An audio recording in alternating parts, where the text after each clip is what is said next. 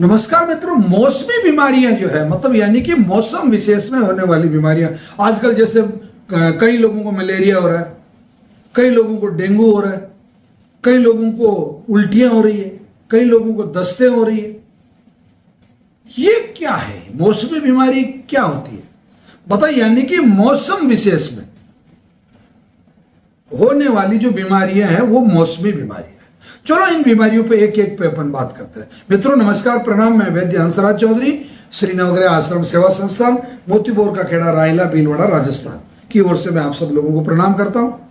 आजकल बरसात के मौसम में होने वाली जो बीमारियां हैं वो अधिकांश जो बीमारियां हैं वो मच्छरों की वजह से पैदा होती है या मक्खियों की वजह से पैदा होती है। मतलब पूरे वर्ष में सर्वाधिक मच्छर और मक्खी का अगर प्रकोप होता है या जनसंख्या या इनकी संख्या होती है तो वो इन कीड़ों की जो संख्या होती है वो सर्वाधिक होती है अगस्त और सितंबर के महीने में, क्योंकि जुलाई में तो बरसात शुरू होती है।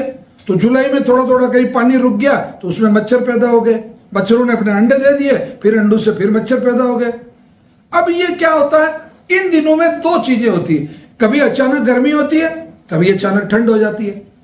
आप पंखा चला के सोते हैं, रात में वापस ठंड हो जाती है। आपने जो ओढ़ रखा है वो आप बिना ओढ़े हो जाते हैं और आपके नंगा शरीर जितना भी है यानी कि आपका जो ओपन बॉडी पार्ट जितना भी है उस पर मच्छर आसानी से आपको काटने लगते हैं। अब मच्छरों से तो हो गया आपको मलेरिया हो गया, ऐसे टाइफाइड है, आपने थोड़ी सी लापरवाही की और आपको टाइफाइड हो गया, और टाइफाइड में थोड़े दिनों तक और लापरवाही की तो आपको निमोनिया हो जाएगा, क्योंकि आपके जो फेफड़े हैं वो कमजोर कर लिए आपने लगातार बुखार की वजह से।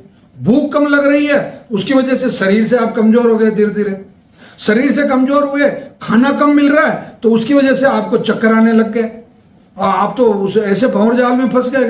अब करें तो क्या करें।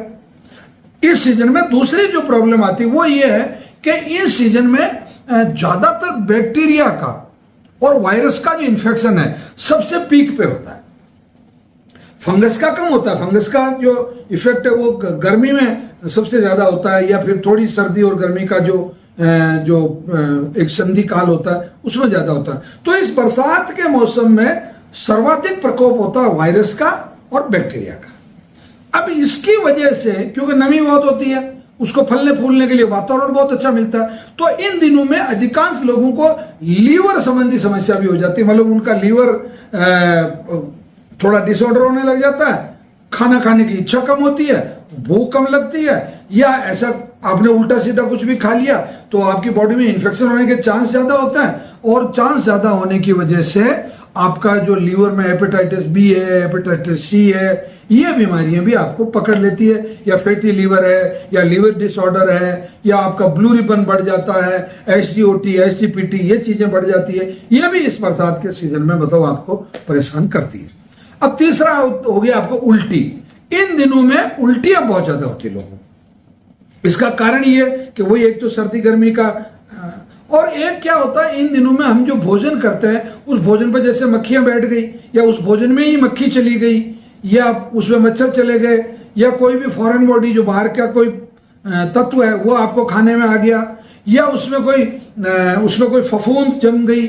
जैसा कि मैंने अभी आपको बताया लीवर वाले मैटर में कि इस सीजन में सबसे ज्यादा वायरल इन्फेक्शन होता है और बैक्टीरियल इन्फेक्शन होता है। तो वायरल और बैक्टीरियल इन्फेक्शन होने की वजह से आपके शरीर की जो रोग प्रतिरोधक क्षमता है वो भी कम हो जाती है, और उसके कम होने की वजह से आपके शरीर में एक वॉमिटिंग का जो सिस्टम है वो, चूंकि लीवर भी गड़बड़ कर रहा है और आमाशय भी गड़बड़ कर रहा है, तो जो आपको वॉमिटिंग है, जो उल्टी है, वो ज्यादा होने लग जाती है। इन दिनों में एक सामान्य बात देखी गई है, मतलब करीब करीब 100 में से 10 लोग मतलब दस्तों से परेशान होते हैं। लूज मोशन जो है उनको मतलब होता ही होता है इन दिनों में। तो अब और वो भी होता है इन्फेक्शन की वजह से, या खाने में उल्टा सीधा खाने की वजह से, या उनके लीवर वगैरह में गड़बड़ होने की वजह से, या छोटी आंत और बड़ी आंत में किसी भी प्रकार का इन्फेक्शन होने से। अब आते हैं अपन इनके इलाज के मैटर में। तो पहला सबसे अच्छा इलाज दुनिया में अब तक, दुनिया का सबसे बेहतरीन इलाज है रोग होने से बचें। मतलब रोग ना हो आपको, उससे आप कैसे बच सकते हैं। तो पहला, आप जब भी शाम को सोएं तो पूरे शरीर पे, जिसको कड़वा तेल भी कहते हैं, सरसों का तेल भी कहते हैं, या तारा मीरा का तेल भी कहते हैं, तारा मीरा और सरसों का तेल मिक्स कर लें। और तारा मीरा का तेल अगर नहीं मिलता है तो सरसों का तेल जो है उसको आप अपनी पूरी बॉडी पे अगर इस तरीके से मल लेते हैं, मतलब तो हल्का सा उस पर अगर एक लेयर कर देते हैं तो उससे मच्छर नहीं बैठता है। ये बिल्कुल मच्छर से बचने का शानदार तरीका। दूसरा, आप मच्छरदानी का उपयोग करें, चाहे वो टाइफाइड होगा, चाहे मलेरिया होगा, चाहे कोई सी भी बीमारी होगी, तो मच्छर और मक्खी आपने चूंकि वो लगा रखी है मच्छरदानी, तो आपको नहीं होगी। तीसरा, आपके जितने भी विंडोज हैं, मतलब खिड़कियां हैं, या आपके जो घर के जितने दरवाजे हैं, उन पे एक गेट बाहर मच्छरदानी की जाली का जरूर लगाएं। यानी कि जो बारीक जाली होती है जिससे प्रकाश तो आ सकता है अंदर, परंतु मच्छर नहीं आ सकता। तो इस तरीके का या पर्दा लगा लें आप, अगर वो लगाने की ऐसी परिस्थिति नहीं है तो आप पर्दा लगा के रखें। तो पर्दे में आप घुसेंगे तो कितनी देर लगेगी, मतलब आप 4 सेकंड के अंदर अंदर घुस गए, 2 सेकंड के अंदर अंदर घुस गए, बाकी तो पर्दा लगा रहेगा। तो ऐसी परिस्थिति में भी मच्छर आपके अंदर नहीं आए। एक मैं विशेष हिदायत देना चाहता हूं, ये जो कॉइल वगैरह होती है मच्छरों को भगाने के लिए, ये एक्चुअली आपके रेस्पिरेटरी सिस्टम को बहुत नुकसान करती है। इससे कई स्थानों पर कुछ लोग रूम स्प्रे करते हैं या कुछ लोग ये कॉइल चलाते हैं, इससे आपको फेफड़े का कैंसर होता है, इससे आपको आंतों का कैंसर होता है, और यहाँ तक कि इससे ब्रेन ट्यूमर भी होता हुआ मतलब कई लोगों में पाया गया। तो इस चीजों से बचे।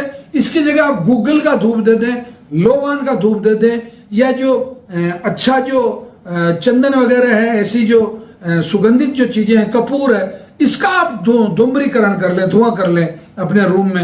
एक बार अगर आपने धुआं कर लिया तो वो जितने भी मच्छर हैं वो सब निष्क्रिय हो जाएंगे और आप पूरी रात आराम से चैन की नींद सो पाएंगे। एक, आप जहां तक संभव हो हल्के कपड़े, परंतु पूरे कवर्ड कपड़े, मैं ये नहीं कह रहा हूं आप मोजे पहन के, हाथों में ग्लव्स पहन के, हेलमेट लगा के सोइए, ताकि आपको मच्छर हमला नहीं कर पाएगा, ऐसा बात नहीं है।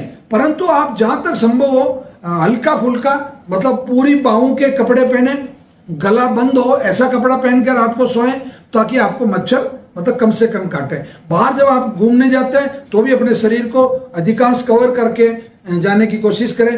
ताजा खाना बना हुआ खाएं, तुरंत का बना हुआ खाना ही आपको खाना है बरसात के मौसम में आपको। और बाजार से मिठाइयां लेके आपको नहीं खानी, क्योंकि बाजार की मिठाइयां बिकने की जो गति है वो पता नहीं कितनी स्लो है, और वो पता नहीं कितने पुरानी मिठाई है। तो इन दिनों में आप हलवा है या लापसी है या इस तरीके की ताजा मिठाइयाँ जो बनती है, या सीजनल मिठाई भी जैसे खीर है वो बना सकते हैं आप, अपने घर पे रसगुल्ले बना सकते हैं, अपने घर पे पनीर बना सकते हैं। तो ताजा मिठाइयाँ घर पे बनाएं, और जिस दिन बनाएं उसी दिन उसका कंजम्पशन कर लें, उसको उसी दिन कंज्यूम कर लें। आप नेक्स्ट डे के लिए न छोड़ें, क्योंकि उसमें फिर इन्फेक्शन होने के, और उसके सब्जी तुरंत की बनाएं, ताजा खाएं। और इन दिनों में जहां तक संभव हो उसी दिन की छाछ या उसी दिन का दही उपयोग करें, नेक्स्ट डे उसको उपयोग ना करें। दूध भी ताजा ही उपयोग करें, जितना दूध चाहिए उतना ही लेके आए, ज्यादा दूध आपको बाजार से लाके अपने फ्रिज में स्टोर करने की जरूरत नहीं है। ये जो सामान्य जानकारियां हैं उसको इन दिनों में हल्दी का उपयोग जरूर करें, जानबूझ के हल्दी थोड़ी थोड़ी आधा चम्मच प्रतिदिन अगर आप हल्दी लेते हैं तो उससे आपको लाभ होता है। इन दिनों में काली मिर्च और लौंग का इस्तेमाल अगर आप करते हैं तो आपको लाभ होता है शरीर में इन चीजों। इन दिनों में तुलसी का आप अधिक से अधिक उपयोग करें। तुलसी के रोजाना प्रतिदिन 5-10 पत्ते अगर आप तुलसी के मतलब किसी भी माध्यम से दही में, छाछ में, दूध में, सब्जी में किसी भी तरीके से डाल के अगर आप उनका सेवन कर लेते हैं तो आपको बहुत फायदा इससे होता है। तो इन सामान्य चीजों का ध्यान रखें। फिर भी इतना होने के बाद में भी अगर आपको ये मौसमी बीमारियों का अगर कोई भी प्रकोप अगर है तो आप शनिवार अथवा रविवार के दिन श्री नवग्रह आश्रम सेवा संस्थान जो कि रायला के पास है, भीलवाड़ा जिले में है, ये आप आ जाएं और आपको हम 11 बजे तक औषधि देकर निवृत्त कर देते हैं। 7 बजे तक आपको आ जाना है।